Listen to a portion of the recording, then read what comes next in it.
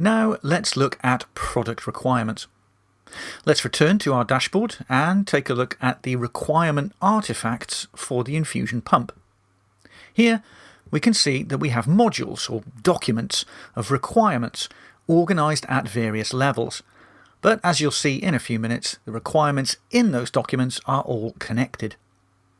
Let's open the product requirements document and take a closer look. These requirements reflect the end user needs. Of course, there are other documents reflecting regulatory requirements, system requirements, software requirements, and so on. Here we have a rich editing environment, including pictures, rich text, tables, and so on. The document has hierarchy.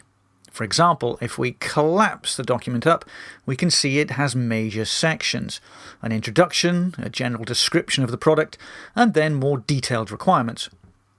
If we expand the specific requirement section, we can see those requirements are organised into functional, performance, operational, and so on.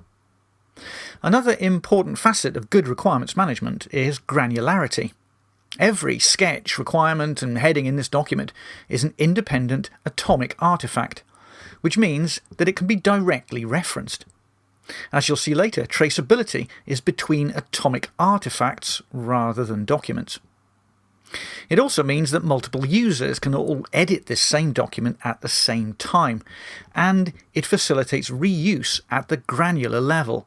An artifact can be added to multiple documents, so no more copy and paste and the overhead that comes with it. Artifacts have type. For example, this document has headings, information items, and product requirements. Product requirements have a priority and a status, whilst the other types do not. A strong typing system like this reduces typographical errors and improves the consistency and reportability of the data. Note that here we've applied a view to quickly switch from the document style we saw previously to more of a spreadsheet style. Any of the artifact attributes may be shown as columns, and views can also filter the data. For example, this view shows only product requirements along with their priority and status. This allows the user to quickly and easily focus on what's important at the time.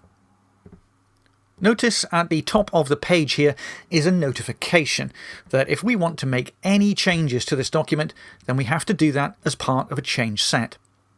This project has been placed under change control.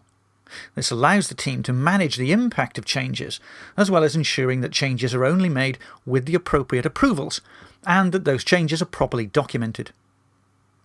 Any changes that are made are automatically tracked and maintained for an audit trail. We can show the history of a single requirement, or, in this case, the entire document.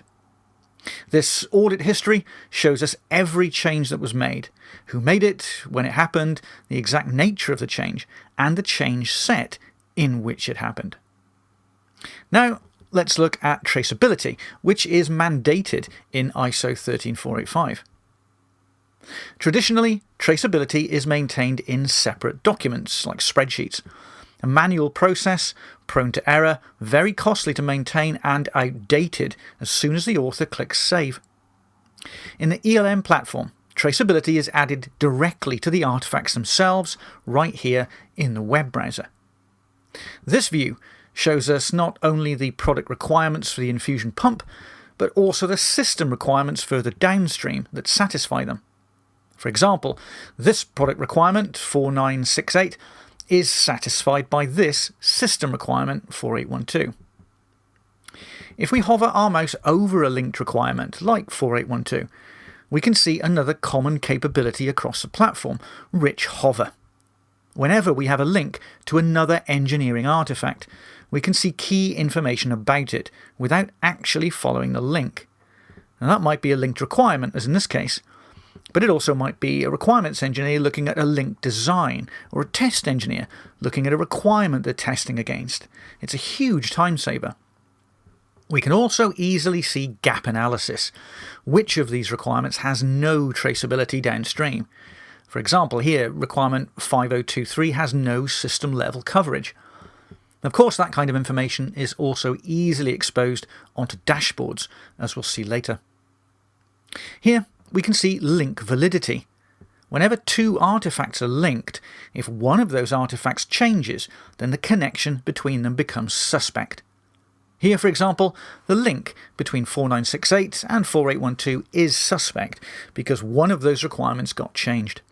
Now, an analysis is required to confirm that the link is still valid. The ELM platform automatically highlights when this happens, so making that assessment is much easier.